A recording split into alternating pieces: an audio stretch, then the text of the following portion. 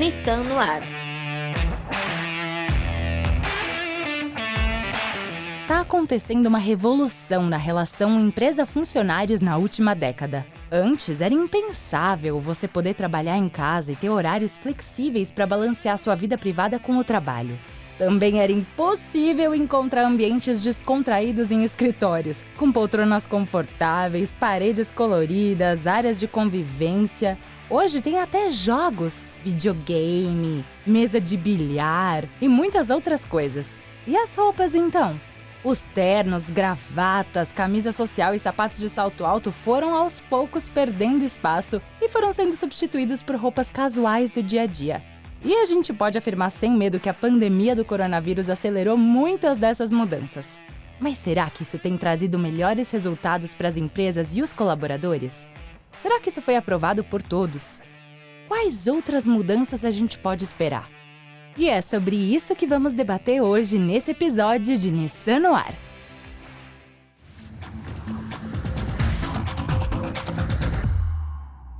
Olá, eu sou a Camila Masri e eu vou conversar sobre todas essas mudanças com a Lívia Filgueiras, gerente de RH da Nissan América do Sul. Obrigada, Camila, pela participação aí no programa de hoje. Um prazer estar aqui.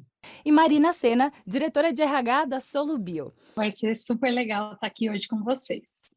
Elas vão trazer pra gente muitas informações sobre como as coisas estão bem mais flexíveis do que na época dos nossos pais e se tornando cada vez mais próximos da realidade cotidiana do trabalhador.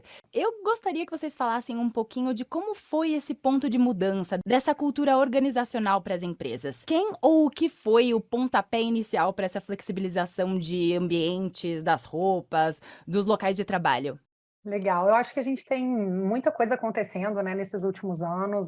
Falando um pouco da nossa experiência até, aqui na Nissan a gente já tinha começado um pouco esse movimento de ser mais flexível, né, de entender um pouco dessas necessidades das novas gerações. A gente vê que realmente, né, as expectativas de todo esse ambiente, elas vêm mudando, né, ao longo do tempo. Então, a gente já tinha começado algumas iniciativas de transformação cultural, inclusive mesmo antes da pandemia, né, tanto no que você, né, com relação ao que você falou de vestimenta, né, de dia a dia ali, de ambiente físico mesmo, e até mesmo do trabalho remoto, né, dessa possibilidade de realização de home office, por exemplo, mas óbvio que a pandemia acelerou ainda mais esse movimento, né, a gente foi obrigado a trabalhar de maneira remota durante muito tempo para preservar aí a saúde das pessoas que podiam manter esse modelo de trabalho, né? Então, isso ajudou muito a acelerar, né, o desenvolvimento das tecnologias, das ferramentas de trabalho, e com isso a gente realmente passou a tratar isso de uma maneira muito mais permanente e dar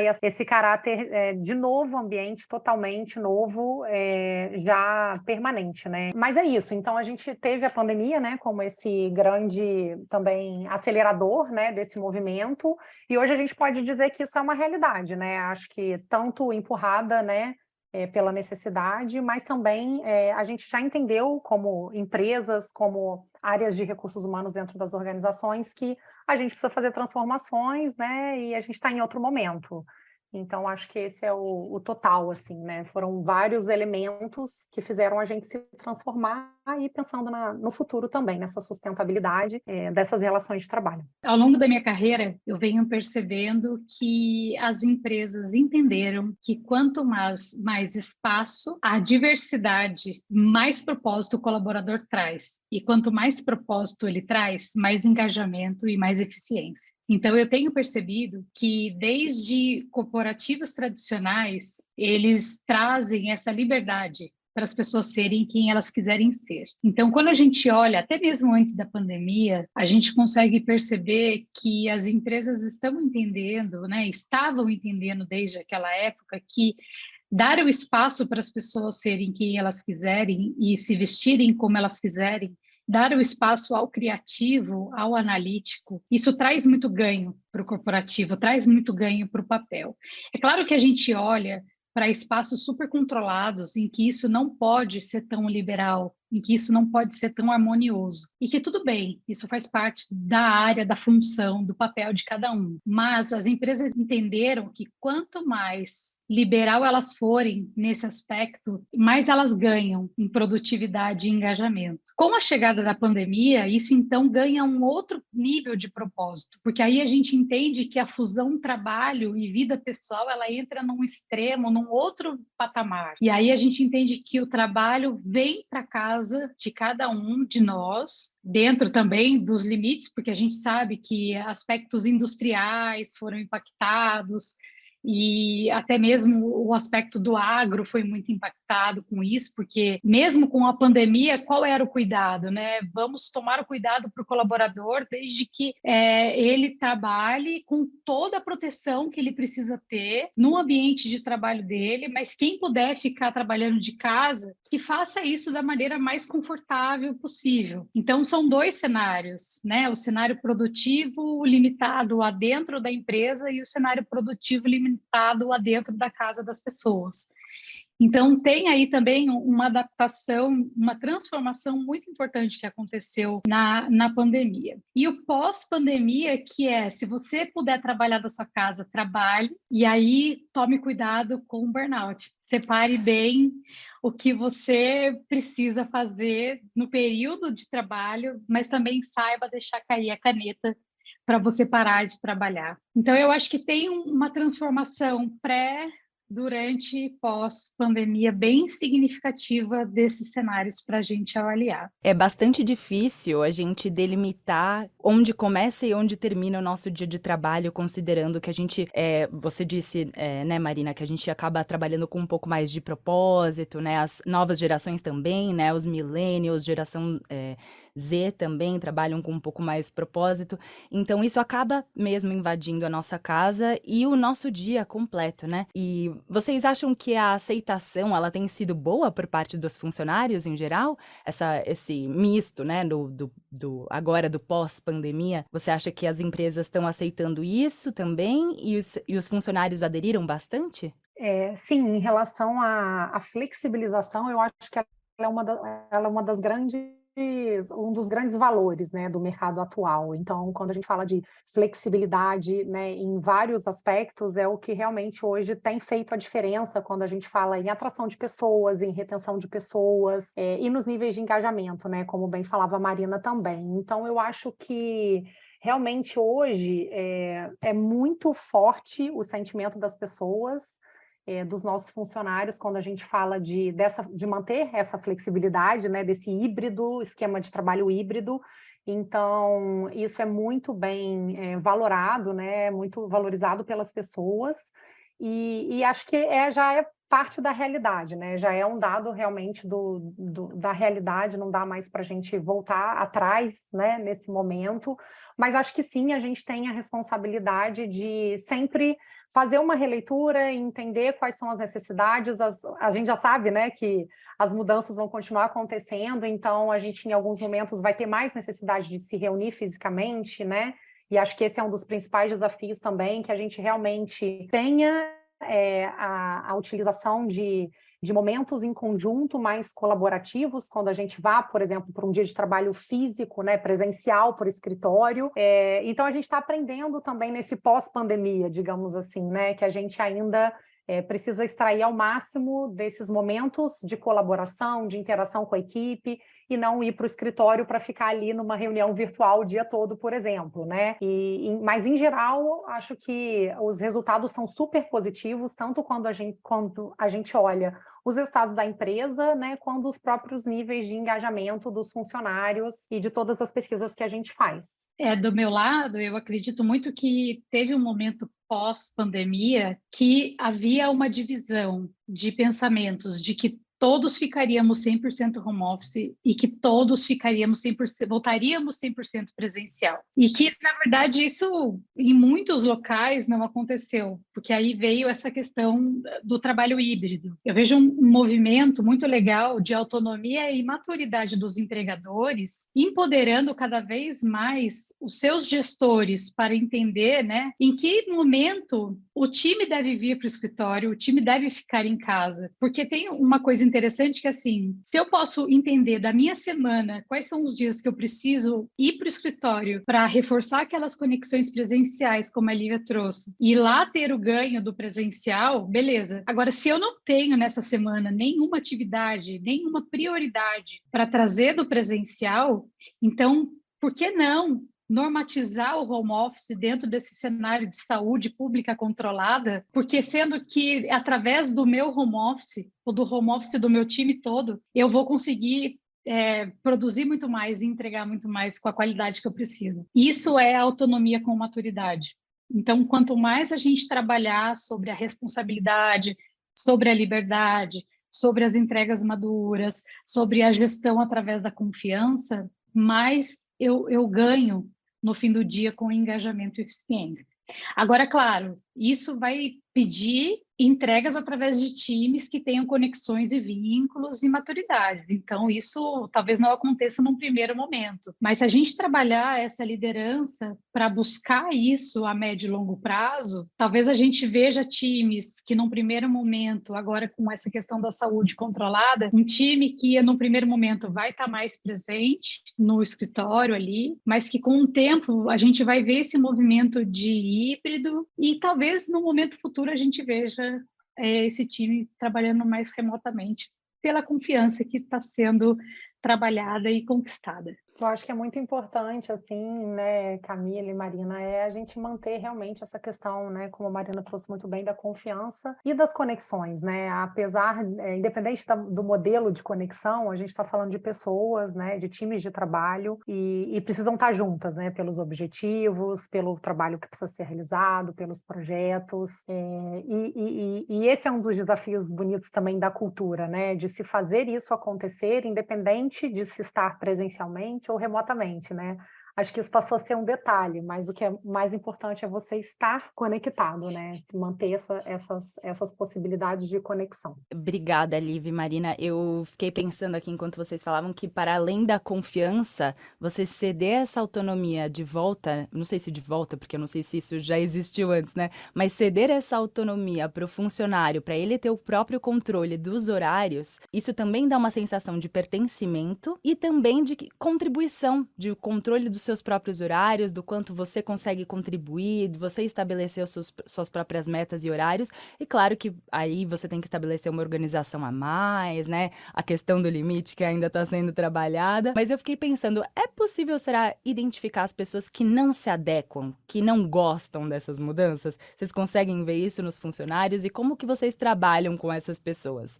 Sim, na verdade a gente tem estilos, né, pessoais para tudo, e é muito importante a gente também gerar ajudar nesse processo de autoconsciência, né, e autorresponsabilização, porque a gente está falando, né, de profissionais maduros, né, e é importante também a gestão, né, os líderes aí desse espaço também conseguirem fazer essa identificação, né, de como potencializar mais aí as habilidades de cada um. Então acontece muitas vezes, né? As pessoas falam, não, eu prefiro estar presencialmente porque eu foco mais, porque eu consigo me sentir realmente no ambiente ali de trabalho e ser mais produtivo, e ao mesmo tempo a gente tem pessoas que não, né, preferem, dependendo da atividade que forem fazer, ficarem mais concentrados no ambiente isolado, que seja casa ou, enfim, algum outro escritório. Então, isso é muito pessoal, mas a gente tem sim, né? A gente tem todos os casos, e o que a gente procura fazer é facilitar tanto com a questão das ferramentas, né, para que todos tenham aí o apoio necessário para o trabalho que precisa ser realizado em cada momento, e nessa ajuda, né, dessa autoconsciência, desse autoconhecimento, e nesse guia também dos líderes em relação ao que funciona melhor, como a gente pode planejar melhor essas atividades e priorizar dependendo do que precisa ser feito. Eu concordo 100%, e também tem um ponto importante para a gente avaliar, com um olhar muito empático para as organizações. Olhando para o colaborador, a gente também tem que avaliar muito com critério essa questão das residências, né? Não é todo colaborador que consegue ter um cantinho silencioso em casa para trabalhar, uma internet boa, né, uma cadeira, uma mesa. Então, quando a gente fala assim, vamos trabalhar todos de home office, assim, é muito cruel a gente olhar o outro com a minha condição, porque isso traz um olhar muito elitista. Então, quando a gente olha para a realidade brasileira, a gente tem que entender que nem todo mundo tem essa condição de trabalho. Então, a gente tem que ter, sim, um olhar bem acolhedor e abrir essas oportunidades de que, se você não tem a disponibilidade de ficar na sua casa, porque a casa é muito pequena, são muitas crianças, são muitas pessoas, ou você não se sente tranquilo e confortável e concentrado, tudo bem, venha para o escritório, venha trabalhar onde você fique mais à vontade, porque a gente tem como um viés inconsciente de que todo mundo quer trabalhar em casa. Nós também temos que olhar por esse prisma, que também é uma realidade importante de ser avaliada. E essa flexibilidade na hora da contratação, ela é vista como uma vantagem? Sem dúvida que, pela minha experiência, isso é um grande fator de atração hoje, né? E a gente tem realmente os candidatos muitas vezes verbalizando isso durante, né, o processo de chegada, o processo de seleção, né? De que realmente às vezes tem um pacote similar, mas que preferem, né, estar aqui por essa questão da flexibilidade, tanto de locais quanto de frequência, enfim, dos formatos diferentes que a gente tem falado. Então, a gente tem, sim, isso hoje como um grande fator, não só de atração, mas de retenção também, tá? Eu acredito muito que é muito atrativo. A gente trabalha muito, não só hoje na Solubio, mas corporativamente, a questão do alinhamento do propósito de vida e a cultura organizacional. Então, quando a gente consegue alinhar bem essa questão do que eu acredito de valor para minha carreira e para minha vida, quando eu encontro uma empresa que tem valores que vão em linha com isso, é o match perfeito. Então, encontrar uma empresa que olha para mim como um indivíduo e oferece para mim benefícios que atendam às minhas necessidades individuais. Então, se eu tenho hoje uma situação específica de um adoecimento de um familiar e essa empresa especificamente entende, claro, respeitando os critérios de tempo de casa, enfim, aí vai para cada critério de empresa. Mas se olha empaticamente para mim e fala, ok, Marina, você tem o seu momento, vá lá e faça o que tem que ser feito e volte, estaremos aqui te esperando. Assim, é um reconhecimento que não tem tamanho. Então, faz com que o colaborador tenha o espaço dele, resolva o que tem que ser resolvido e volte com muito mais vontade de entregar a sua meta. Lembrando que quando a gente fala de engajamento, a gente fala de felicidade no trabalho, mas a gente fala de felicidade no trabalho visando eficiência produtiva. Então, é importante olhar também o RH, né, a área de pessoas, estrategicamente, uma área que vira o ponteiro do negócio, uma área que dá suporte para atingir metas. Eu tenho aqui alguns cases, né, de empresas que têm olhado muito para colaboradores, olhando para o indivíduo. Então, existe ali um pano de fundo de benefícios da empresa, mas também existe um olhar individualizado. Então, se o colaborador, a gente sabe que as novas gerações elas trabalham muito alinhadas a propósitos e tem uma dificuldade muito grande de entender e atrelar o seu propósito à geração de valor dela na empresa, tá? Então, tem um trabalho psicoeducacional de contextualizar o trabalho na vida do indivíduo, entendendo que o indivíduo está ali e ele vende a força de trabalho dele, o papel da empresa, considerando essas novas gerações, é também entender qual é o objetivo de vida desses jovens colaboradores. Quais são os sonhos, quais são as aspirações e como juntos, empresa e colaborador, eles podem traçar um plano a longo prazo. Então, é muito comum hoje em dia a gente entender qual é o sonho de vida desses jovens e como a empresa se encaixa nesse sonho, como a empresa pode fazer parte desse sonho, porque a gente sabe que esse sonho precisa ser financiado. Então, como esse jovem pretende, através da profissão, da carreira, financiar esse sonho?